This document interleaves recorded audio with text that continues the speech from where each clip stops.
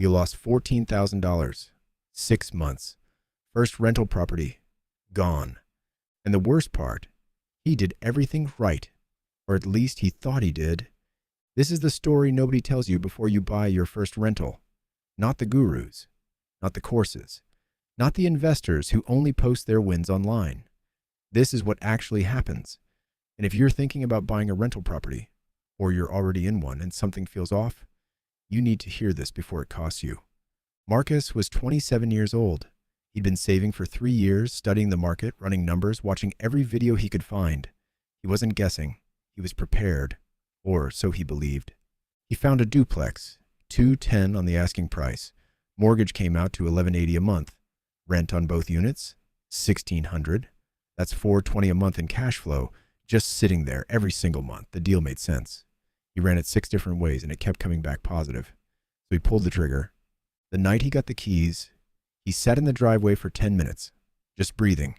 3 years of savings, 3 years of patience, and it was finally real. Then month 1 happened. Rent came in on time, both units, full amount. Marcus felt like the smartest person he knew. This was it. This was actually working. Month 2, 4 days late from Unit 1.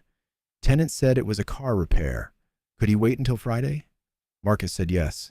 He's a reasonable guy. Friday came, rent came. Fine. Month 3, nothing on the 1st. A text on the 5th. Going through something right now? Can we figure something out? And now Marcus is sitting there, mortgage due in 9 days, staring at a text from someone asking him to negotiate inside a property he owns, that he's still paying for whether the rent shows up or not. But here's the part that'll surprise you. The tenant wasn't even the real problem. The real problem called on a Thursday morning 6 weeks later. Hey, there's water coming through the bathroom ceiling. Marcus pulls up the inspection report. Right there on page 7. Roof flagged as aging. 5 to 7 years of life remaining. He remembered reading it. He remembered thinking, that's future Marcus's problem. Future Marcus arrived faster than expected. Roofer comes out, looks around, doesn't even flinch. $12,000. Full replacement. Not negotiable, not patchable, just $12,000 on a Tuesday. Like it's nothing. And Marcus is standing there doing math in his head. 3 years of savings bought the property. The reserve fund he told himself he'd build. He hadn't built yet. The cash flow he was counting on was 2 months behind. And now there's a $12,000 roof sitting between him and everything falling apart. This is the moment. This is the moment every first-time landlord hits. And most people don't talk about it because it feels like failure. It's not failure, but it feels exactly like it. Here's what actually went wrong. And this is important, so stay with me. Marcus didn't lose because the market turned. He didn't lose because he picked the wrong neighborhood or overpaid or got unlucky. He lost because of the gap. The gap between the number that made him feel good and the number that was actually true. The spreadsheet said $420 a month. The spreadsheet didn't include a roof that was already dying when he signed the papers. It didn't include 2 months of late rent while he was too uncomfortable to have a direct conversation. It didn't include the vacancy costs when Unit 1 finally left. The cleaning, the repainting, the small repairs that pile up between tenants like quiet little bills. The spreadsheet was optimistic, and optimism in real estate has a price. Here's the thing about first rental properties that nobody says directly enough. They're not passive income. Not yet. Not your first one. Your first rental is a classroom, and classrooms charge tuition. The investors who build real wealth in real estate aren't the ones who had a perfect first deal. They're the ones who paid the tuition, learned the actual lesson, and came back sharper.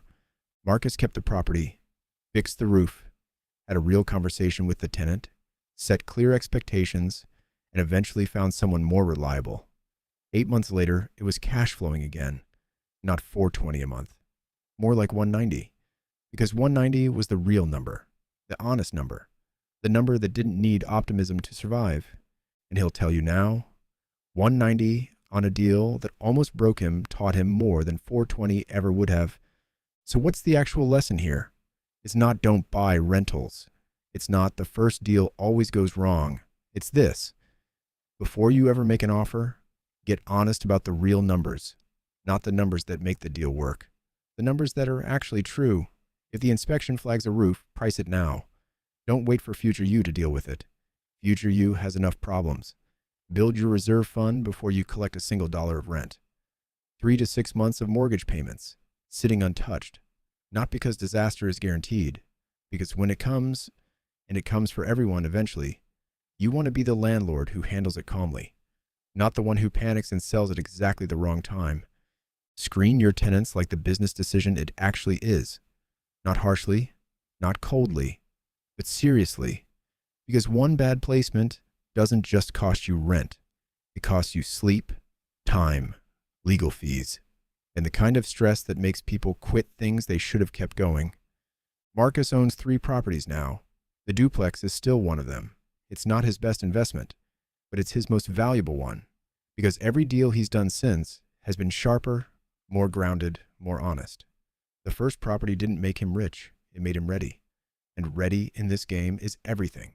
If you're sitting on a deal right now that got harder than you expected, you're not failing. You're learning what the spreadsheet never could have taught you. Stay in it. Get honest about the numbers. Build the reserve, find better tenants, and give it time.